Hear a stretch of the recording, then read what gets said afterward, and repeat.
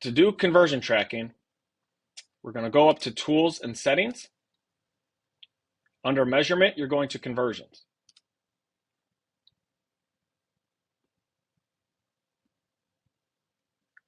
Okay, I'm going to X out of this because I don't need to go through this guide.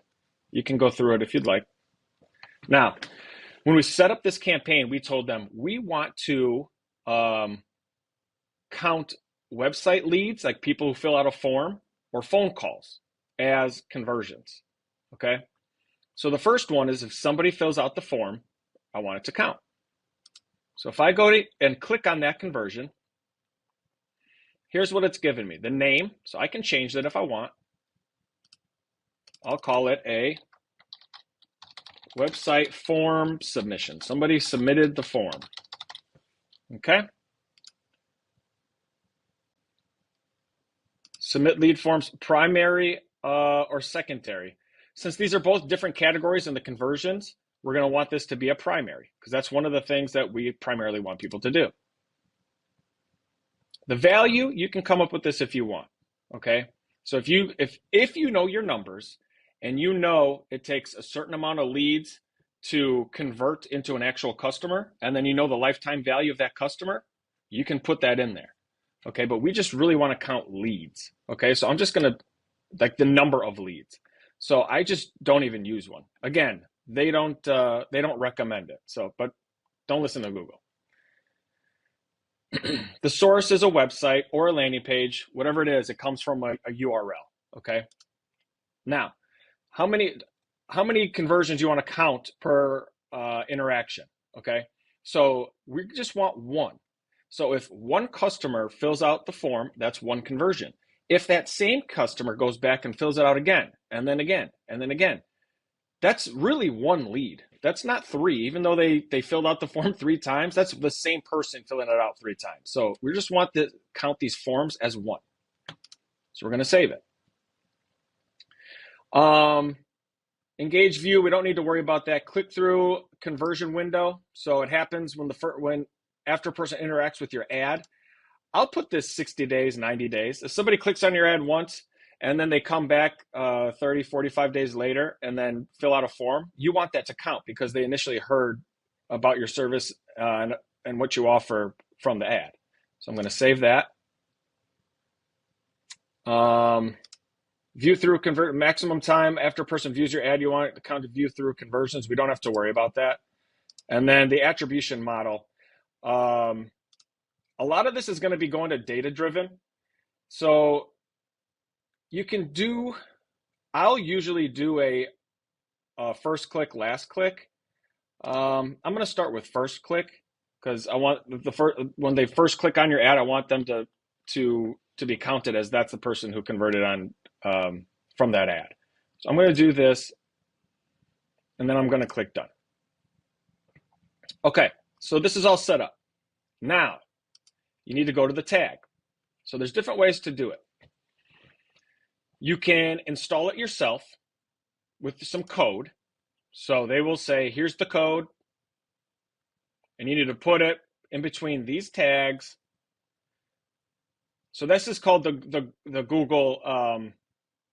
This is the Google tag that just shows like, hey, people went to this place, went to your URL from Google Ads. Now the event snippet is telling somebody, hey, and this is how I recommend doing it. If somebody fills out your form, we want to redirect them to a thank you page. So fill out the form, hit submit, and then a new page pops up and it says, thank you for submitting. Thank you for reaching out to us. One of our associates or team members will be with you as soon as possible. Okay. So then now we take this event snippet and we put it on the thank you page. Okay. So, again, you would take this, they give you the code, they want it on the head of the thank you page, and then you're good to go. So this goes on, let's say it goes on your website and it just goes into all your pages on the website. This event snippet only goes on the thank you page. Okay. So that's one way to do it. So this, if you're doing a WordPress or if you're using some other type of platform, Wix or GoDaddy, whatever, Usually there's a place in the back end where you can add that yourself. We use Google Tag Manager, okay? So you'll go and you'll set up a Google Tag Manager account. And then from there, you can just put in the conversion ID, conversion label, and go from there. Okay, so these are the ways to do it. I'm going to create a couple more videos on how to do it both of these ways. Email the tag this might actually be the best option for most local service companies, because you can take this and email it to your whoever's handling your website or your landing page and have them do it. So those are the different options. If they're experienced, they'll probably be using Tag Manager, which is probably already installed on your site. If they're not and they don't know what they're doing, you may want to give us a call, because you don't want somebody who doesn't know anything about setting up some simple tracking code on your site. You can turn down enhance conversions if you want. I usually just keep that blank. And then you go, done. And then Google will tell you here if it's verified or unverified. Then you'll be able to follow the instructions on how to get it verified. So the next category, so this is forms. The next one is going to be phone call leads, okay? So you're going to click in here, same thing. You're going to edit your settings. I'll create another video on how to do real call tracking using the software that we use. But this, I'm going to do this just for a mobile, an extension, okay? So we'll do call extension calls. And I'll go through what a call extension is in a little bit. So you have your call extension. We're going to save that. Primary action, again, we're going to leave it as primary because it's in a different category and is the primary one, another primary goal that we want. Value, same thing. Put whatever if you have a value, put it. If not, just leave it. This is calls from ads. For this, we want to count 1 again. So if the same customer calls you a bunch of times, we don't want to keep counting those. It's going to mess up our data. This is important. Call length. Okay, if somebody calls you and they talk to you for over 60 seconds, it's probably a legitimate call. If they call you for under 60 seconds, it was probably one of those, hey, this is so, do you do this? Oh, no, we don't do that. Or oh, I can direct you to someone who does, or we don't do that anymore.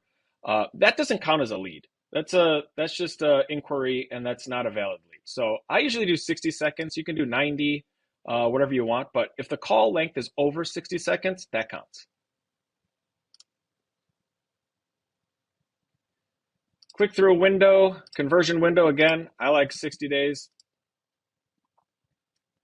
Again, data-driven is going to be, I'm pretty sure they're going to rule out all of these and everything's going to be data-driven. So once that happens, it's just going to be data-driven. Again, I like first click, especially on the call extensions, okay? So if someone's on their phone and they see it and they click on it, I want the first click because it's a call extension. That's the first thing that they do is click. If it's a different type of call tracking that we're doing, we might switch that up. But we'll do first click for this. We hit save, done. Back. Okay, so now we have both of these set up. Okay. Conversion tracking. This one is technically not set up yet, so I don't think they're going to let us do it. And then you have to wait for the next video when I show you how to set up conversion tracker with Google Tag Manager. I hope that you found this helpful.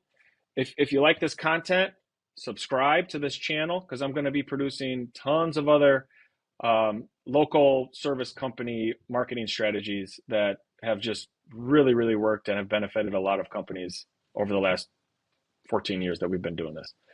So stay tuned and hope to talk to you soon. Thanks. Bye.